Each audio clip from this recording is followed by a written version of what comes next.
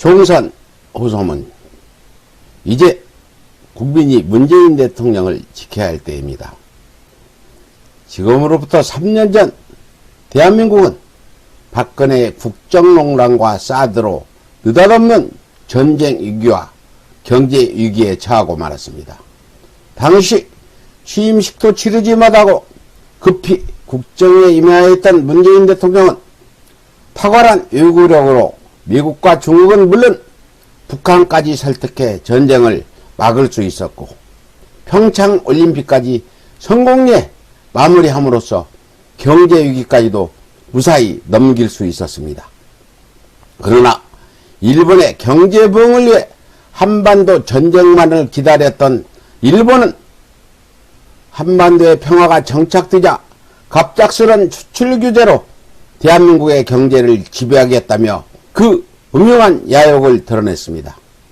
당시 일본의 경제 도발에 당황한 대다수의 국민들은 과연 우리 대한민국이 일본을 극복할 수 있을 것인가 의아해했습니다. 문재인 대통령의 열성적인 지지자들조차도 하루하루 마음을 졸여가며 일본과의 전황을 지켜봐야 했습니다. 토착 왜구들은 일본에 대항하면 나라가 망한다며 국민들의 불안 심리를 자극해 문재인 정부를 협박하기까지도 했습니다.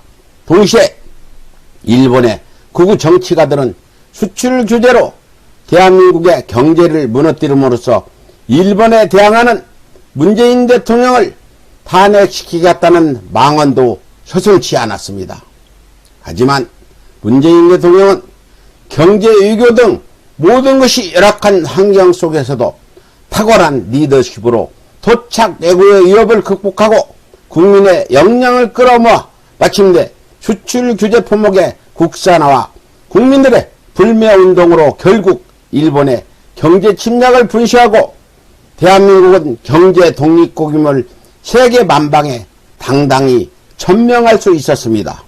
그리고 전 세계의 코로나 창궐로 G7 국가들마저 속수무책으로 무너지고 있는 작금 인구 5천만 이상인 7개의 선진국 중 안전이 확보된 유일한 나라가 바로 대한민국입니다.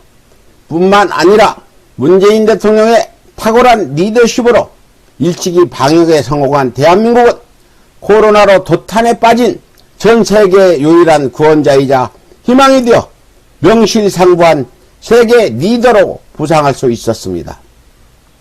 문재인 대통령이 총선을 앞두고 중국 봉쇄라는 가장 쉬운 길을 포기하고 오직 국민의 안전과 국가의 경제를 모두 지키기 위해 가장 어려운 길을 선택했기 때문에 이룰 수 있었던 성과였습니다.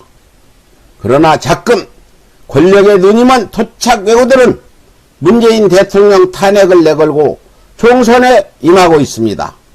만약 민주주의 진영이 총선에 패한다면 우리 국민들은 노무현 대통령에 이어 또다시 성군을 잃을 수도 있는 위기인 것입니다. 우리는 이미 나라의 리더가 자질이 모자라면 온 나라가 위기에 처한다는 것을 박근혜를 통해 너무나도 잘 알고 있습니다. 우리 국민들이 총력을 다해 문재인 대통령만은 반드시 지켜내야만 대한민국이 건재할 수 있고 국민이 생존할 수 있다는 것 또한 우리는 이미 잘 알고 있습니다. 이제 남은 것은 우리의 행동입니다. 행동하는 양심만이 문재인 대통령을 지키고 민주주의를 사수할 수 있다는 것을 부디 잊지 말아 주십시오. 총선 호소문을 전해드렸습니다. 감사합니다.